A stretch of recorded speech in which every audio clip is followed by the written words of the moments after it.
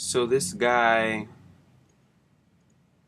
George Zimmerman, 28 years old, neighborhood watch volunteer. Um, he needs to be brought to justice. He killed a 17-year-old black male who will never be able to experience anything past whatever he's experienced already.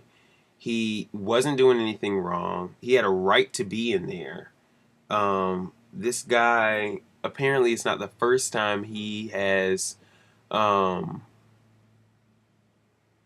profiled someone. He refers to all of the um, black people who walk around as suspicious and in need of being, watched or whatever. First of all, he called the police. The police said, "Sit your crazy ass down. We got this." Then he's on the phone and he's like, "Well, this guy looks to be in his late teens, so he obviously knew that he was a kid." Um, and he's probably still in high school. Um, Never gonna experience college. Never gonna experience kids or marriage or whatever his life, whatever pathway his life would have taken. Um, because it got cut short because this guy wanted to be um, some racist profiling buffoon who decides to take it in his own hands, and it wasn't self-defense in the least. If anything, Trayvon was trying to defend himself. Um, the longer the story goes on, the worse it gets for me. Um, Last night, I think it was last night, more stuff um, surfaced, like the 911 calls that I think surfaced like 2 days ago or yesterday, and then the fact that he was on the phone with his friend or girlfriend. I think it was his girlfriend. I'm not sure. Um, and she heard the whole thing up until he was actually attacked. I feel that it's just crazy. Every time as I revisit it, it gets worse and worse, and I just feel more and more just like in pain. Like my heart is in pain. I can't even imagine how the people who knew him feel, and the fact that apparently they can't talk about it in school yet. When someone's school is shot up, or there's a massacre, or there's a death, at a high school or middle school or elementary school or whatever type of school. They have grievance counselors um, there to help you sort out your feelings, but they won't even let you talk about it.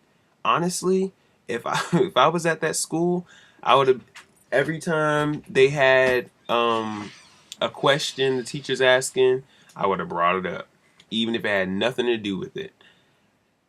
X plus 7 equals what? Trayvon was murdered, and we should talk about it. Like, how how can you not even like talk about this? All right, talk about this craziness, and it's happened to someone that you know and you love and you care about. How can they tell you that? Oh, you can't talk about that. We can't. We're not gonna, even discuss this. It's inappropriate or whatever. It's very appropriate, and people need to stop sweeping things like this under the rug. Um, all these folks um, that are not of color, most of them want to just like they get tired of hearing about it and they get defensive. Like, I'm tired of hearing it, but because it just hurts every time it surfaces again, and then there's something new, and I'm crying all over again, and it's so awful. Um, I want there to be something like something real done.